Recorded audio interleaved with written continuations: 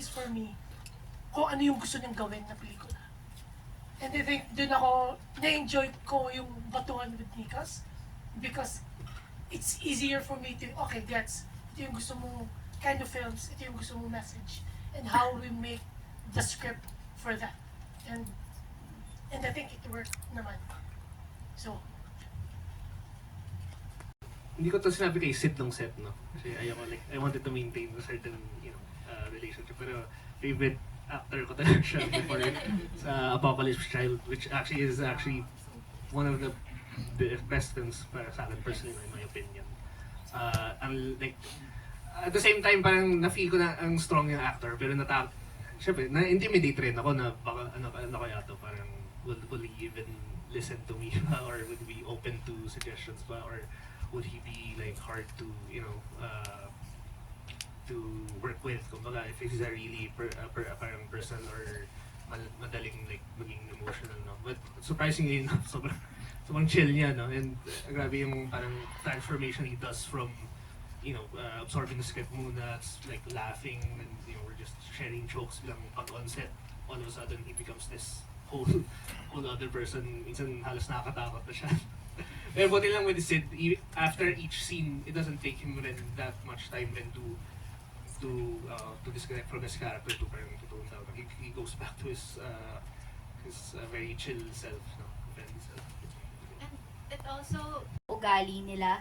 Sabi nga nung naglo-look test na parang iba siya than may character sa Nocturno kasi yung sa Nocturno sobrang probinsyana, ganyan. And then, ano pa ba yung tanong? Nasagot ko na ba yung tanong? Nasagot ko na po ba yung tanong? Ayun, so yun. Para sa akin na lang ako, it doesn't really matter kung horror or hindi. And para sa akin, magaganda siyang projects eh. So, syempre, game po tayo dyan. Ayun. Okay, thank you po. Thank you po. A horror film about someone watching horror. Ako, parang firm believer nga ako na that's like the best horror, kind of horror. In fact, I mean, The Ring, diba? Yung every time na it's a film featuring, a film within the film na nakakatakot. Somehow, syempre, I mean, as a first film, no, parang hindi rin may iwasan na it's also a film about filmmaking. So, doon ako nakumugot ng inspirations, no, from films like that. Other than that, of course, it's yung silent film element. Yung silent film element rin, no. Nakwento ko ata tayo, parang before as a kid, may nahanap akong like, box of DVD sets ng dad ko, no, of silent films. Horror silent films, mga Nosferatu, Dr. Caligari. Nung bata ako, parang wala pa akong concept of what a silent film was. Parang hindi ko gets na, ay, bakit black and white at walang tunog? Bakit, sorry ah.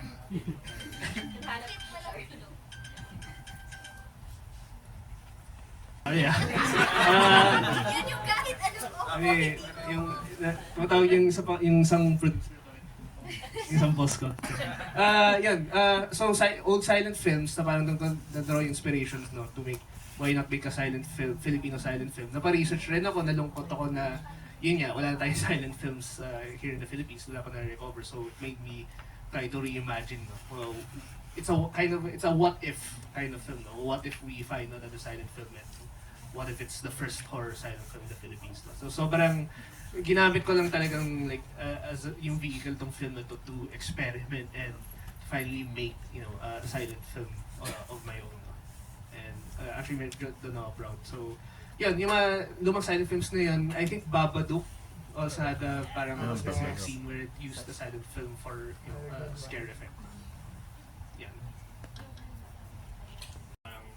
Especially with your dad filmmaker rin, may parang feeling rin of baka mas close na siya dito sa kuya ko. But I think eventually naman, when I got to edit na rin for my brother, parang doon ko rin naman na-realize na maybe baby spirit, parang breaking through as a director kagad early in life wasn't really much for me. Maybe I was really meant to be by his side na lang, as an editor, which I really enjoyed naman. And even till this day naman even after this film, I'm really looking forward to editing and writing yung next few projects yan.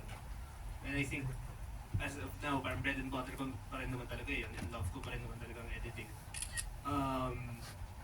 eventually naman, like, I learned to, like, accept, my place in the filmmaking world in a way. Na parang, yun, parang nawala rin yung pressure, no? But, yeah, all those times, no, of feeling insecure, all those, yung nabaon ko na bubog talaga as a kid. Medyo nalagay sa film na to. But if I were to give advice, no, to people feeling the same way, no, I think, you can either, be patient and, like, really believe, no, na parang it's just a matter of time where you figure out who you want to be and kung anong gusto mo talagang gawin. And, don't worry, kasi you'll really find, your love member.